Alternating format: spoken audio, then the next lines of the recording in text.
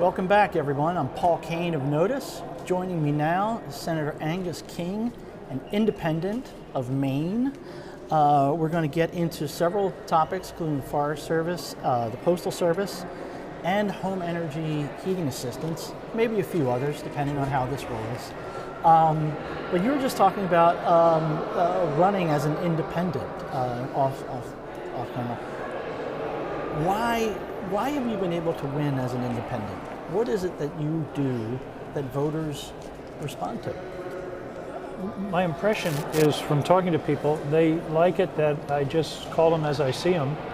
And even though I sometimes take positions they don't like, they appreciate that I can explain what I'm doing, and they seem to give me credit for always trying to do what's best for Maine. I've been an independent. I was independent as a governor for 8 years, and then here in the Senate. And some of my colleagues say it's kind of a luxury because I get to do what I think is right.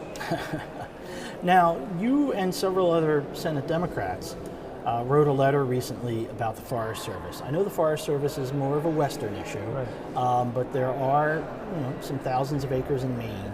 And this is a real fear that sort of the ongoing ripple effects of DOGE and cuts are cutting back to research facilities. I think there's something like 57 out of 77 have been targeted for closure. Just yesterday, Kelly Ayotte and Senator Jeanne Shaheen, she's the Republican governor, announced that they had sort of saved a research site in New Hampshire. How concerned are you about this, and what would it do to, especially fire season out west and in other places? We're gonna, I'm afraid, have a really bad fire season because there's been such a bad drought in the west all winter, a record low snowpack, and if that dry weather continues, the fire season is going to be horrendous. So that's one issue with the Forest Service. But the other, as you mentioned, is research. And I have sort of a special interest, even though most of the federal forest land is in the west. Maine is the most forested state in the country. Yes. And so we have a real interest in the research side and in the capacity of the Forest Service to think about, what's the forest of the future? How do we encourage growth? How do we protect against fires? All of those kinds of things. And cutting these research, and Paul, we're not talking about a lot of money. That's what really bothers me about this. We're saving in the overall scheme of the federal budget, not a lot of money, but we're losing a lot of expertise, a lot of knowledge, and it's going to come back to bite us. Are there particular sites in Maine that have been targeted or are already closed? Or no, I don't think we're there yet, but we're sort of everybody's holding their breath, and I'm concerned about what happens in Maine, but I'm also concerned about those things that affect the forest economy across the country, which has ripple effects in Maine, even though most of our forest is privately owned. Do you fear at all that there can be a political favoritism where it can be like Republican governor here, their research sites get Paul, saved? how could you suggest such a thing? How preposterous. Yes, of course, that's what's already happened. Mm-hmm. I mean, the cuts in a whole lot of areas have been very much skewed toward protecting red states and punishing blue states. That's been the pattern since the beginning of this administration. Is there your fear here is expertise, right? You've seen this in other areas where you feel like the budget cuts that are happening, whether it's through the U.S. Geological Survey, Department of Energy, you name it, the National Science Foundation, NIH, CDC, it's a loss of expertise that you can't replace overnight. It's a loss of people with 10, 20 years of experience and things. I mean, the perfect example is with this business with the cruise ship and the virus. The whole infectious disease center in the CDC and the NIH has been basically decimated. The people who dealt with infectious diseases are gone. So we're letting our defenses down at a very time when these risks are increasing. Do voters understand that? Your constituents back home, whether they're Republican or independent or Democratic, are you able to explain to them what the Forest Service means, what the research sites mean, and what they're really providing for these your residents back Well, home. I think they do understand it, particularly if it's in their neighborhood, if it's a center that they know the people or they know the work that they do. But to be honest, Paul, people are so concerned now about housing costs, particularly gasoline and diesel at the pump. I did a calculation just during lunch. The increase in price of gasoline and diesel since the beginning of the Iran war amounts to $33 million an hour for Americans buying gas and diesel. 33 million, it's $802 million a day, approaching $1 billion a day. That's the impact of just the incremental cost since February 27th. And what do voters say to you? Like, how do you communicate to them that you're trying to ease that affordability problem? Well, everybody is trying to figure out what to do about it, and of course the president has now proposed reducing the gas tax. The problem with that is then you starve the money that's necessary to fix the roads. My suggestion is, okay, reduce the gas tax, but apply a windfall profits tax to the gasoline companies, to the oil companies that are making that $33 million an hour, and let them fill up the highway trust fund. So we don't lose the highway trust fund, but we have consumers will have lower prices. Now, here's another concern.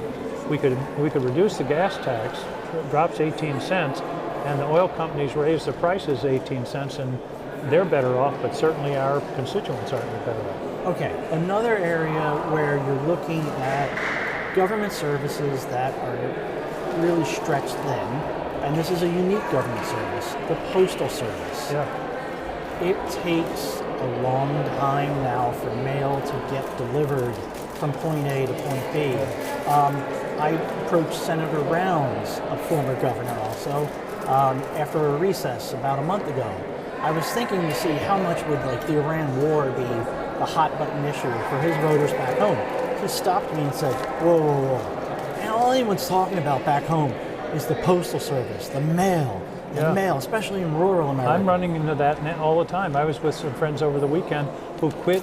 They have the means. They quit using the Postal Service because they can't count on the letter getting through. So they're using, FedEx or something else. And the other piece is the president talking about basically making the Postal Service into an election agency. Yeah. Checking voter rolls and stuff.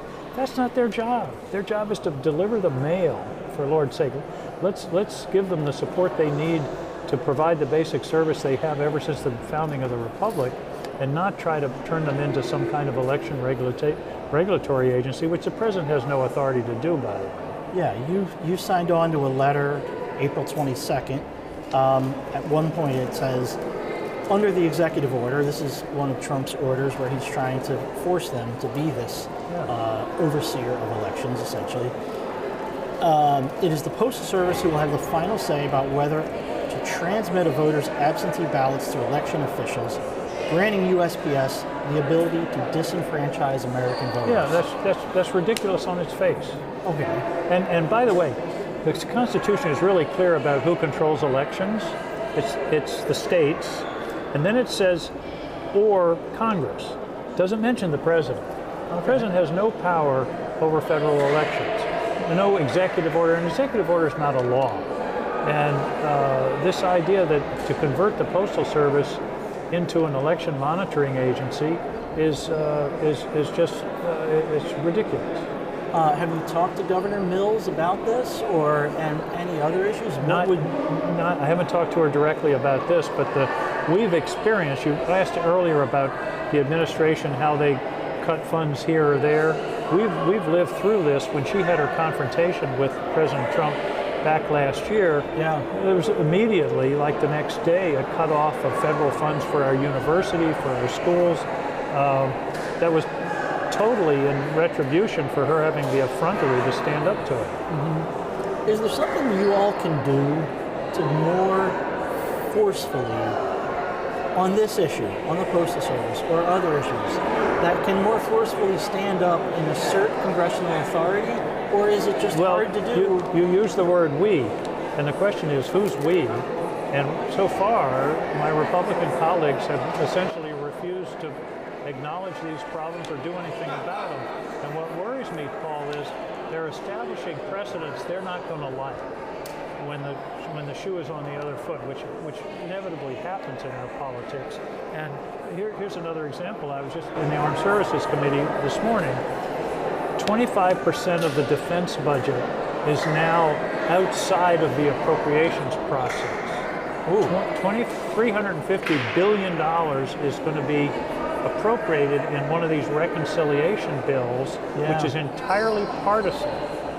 All the time I've been here on armed services, everything we do is bipartisan. And the appropriations process is bipartisan, and we decide which programs are needed and where the funding should be.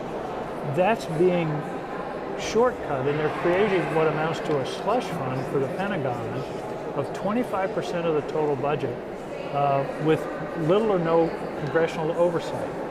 That's an institutional, structural problem I'm trying to get my Republican friends to wake up to, because they're not going to like it if a Democratic president a couple of years from now decides they're going to put a quarter of the budget off, in effect, off limits for bipartisan discussion. Another federal program that is key to Maine is LIHEAP, Low Income Home Energy Assistance Program. For a cold weather state like Maine, it's a big deal. I think 30 to 40,000 families benefit from it. And the entire budget of 1.8 trillion or so dollars, it only costs $4 billion. But it is again on the chopping block. What is it about this program that there are people who always want to go after it? I don't know. Well, I think one reason is it's easy because it's geographic. The people who benefit from it are in the northern tier. And so, a senator or a representative from Arkansas or Florida doesn't care too much about this program that only affects people in Maine or Minnesota or along the northern part of the country. But I'll tell you, number one, Maine is the most oil-dependent state in the country. We do more home heat with oil than any other state. And so when these heating oil prices hit, it's a real whammy for our citizens, particularly seniors, people on fixed incomes. And so LIHEAP is literally the difference between being able to heat your home, put food on the table, or pay for your prescription drugs. I mean, it is in this affordability talk, it's an issue that's going to drive up prices. And if you're using heating oil, you're dealing with the boomerang from the strait. You're dealing with literally one of life's necessities. I first came across the issue 30 years ago when I was down here as a cub reporter writing for a small news service, and one of our papers that we wrote for was the Bangor Daily News. Oh, sure. I remember meeting you at a Governors Association dinner, and everybody else was heading out to the Democratic dinner and the Republican dinner. Probably that was when Mary and I went and had dinner with Jesse Ventura and his wife. I think that's what you said. We were the Independent Governors Caucus. Yeah, I think you said something like how my mother taught me, if you want really great company, eat by yourself. Yeah, that's right. Is there an issue? But if you think about LIHEAP, though, and you think about the current Senate Majority Leader, he's from South Dakota. While that might be south of North Dakota, it's a really cold state. And the chair of the Appropriations Committee is from Maine. So I'm hopeful that it will be saved. It's under threat every year, and every year it seems to come in the last minute. Okay. On affordability, what else could you do that would actually have a real impact within the next 6 months or so that people would feel? Well, I think the most important thing is to get this war over with. Here's a problem, Paul. It may well get significantly worse before it gets better. We've been running, the world and the United States has been running on reserves, in a sense, and particularly the rest of the world. When those reserves are exhausted, that's a contraction of supply. The price is going to go up even further. And what people don't really think about is, yes, we produce a lot of oil here, but the price of oil is a worldwide commodity. So even though we produce a lot here, if the price of Brent crude is $120, it's going to show up in our pumps. Now, our oil companies could give us a break if they chose. They could say, yeah, we're producing all this oil here, and we're gonna disgorge some of this $33 million an hour money that we're making right now, and give it back to the American people. They could do that. I'm not holding my breath. Yeah, you're not holding your breath. What? So, how angry are voters right now in terms of, this issue, and how much are they paying attention to what happens in Iran versus how much are they paying attention merely to sort of cost of living I think people angry, upset, frustrated, all of those things, because you combine, everything's hitting at once.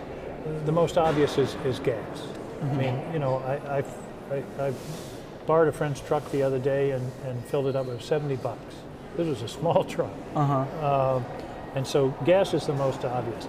But housing is a hell of a problem. We're short 84,000 housing units in Maine, and because of that shortage, rents are super high, and so housing is a problem. Healthcare is what I'm really worried about, Paul, because remember the One Big Beautiful Bill last year had significant cuts in Medicaid, but they aren't going to hit until this fall after the election. And what I'm worried about is a loss of either services or hospitals. The estimates are we could lose 3 to 5 hospitals in Maine, and particularly in rural areas, because of these cuts that will drastically impact our medical care system. And it's already starting to happen. We've lost birthing centers at a variety of hospitals already in our state, but these serious Medicaid cuts are going to really whack this country come December. Okay, so far in Maine, though, you've only seen centers within hospitals or medical cutting services. Cutting services. But if a rural hospital goes, the Medicaid recipients, of course, lose their coverage. That we understand that. But if the hospital goes out, everybody else in town loses access. Usually the hospital in these small towns is the major employer, so it's a huge economic development blow, and then people in that region have to travel all that much further to get to medical services. So it's I walked around on the floor during the bill and talking to my Republican colleagues. I said, you guys, you don't realize what this is going to do to rural America. And as I recall, it's a $1 trillion cut, and it's going to be devastating. Do you feel like your Republican colleagues understand that now, and do they want to work to mitigate some of this? Josh Hawley talked about he was maybe the only one who saw this coming. Mm-hmm. Remember, he was very concerned about the Medicaid cuts. Yeah. I think they're coming to realize it as they hear from their hospitals and from their medical communities. But so far, they've been very reluctant to see what's in front of them. And as I said, they're agreeing and acquiescing in things which are going to become precedents which they're going to regret. Okay. Is it something that you might be able to fix in a lame duck? Possibly. That's about the time then when our friends are going to see these empty hospitals. I have a suggestion, though. I think we ought to name the closed hospitals for the senators who voted for the bill. How's that? I don't think that would go over too well with them. But, all right. Well, thank you, Senator King. A look ahead to Thursday. It's markup time for the Surface Transportation Authorization Bill. Representative Chris DeLuzio of Pennsylvania will sit down with us and talk about what needs to be in that bill. Congressman Eric Burleson on his Great American Health Care Plan, which he says will give Americans more control over their dollars and a better cost. We'll dig into it with him. And with that, we will be right back to 535.